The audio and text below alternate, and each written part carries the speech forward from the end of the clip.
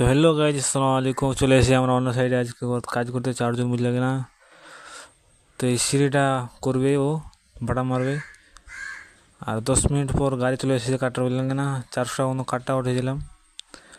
কাঠটা ওঠার পর আবার বড় সাইড না, একটা রুম হবে, একটা বাথরুম। তো থাকা যায় একটা লোক, বুঝলে না? ওই হিসাবেই হবে।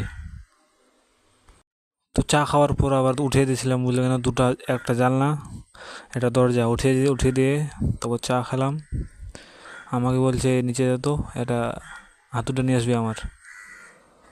নিয়ে আসলাম। ও বলছে দমসম নিয়ে তারপরে উঠাবো। ওটা উঠিয়ে নিয়ে দেখতে পাচ্ছ আমার মিস্ত্রি বসে আছে জানলার ওখানে হেলানো দিয়ে।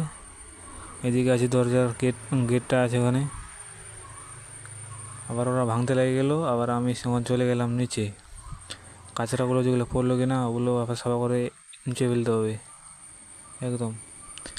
তো কাজ শেষ আমাদের।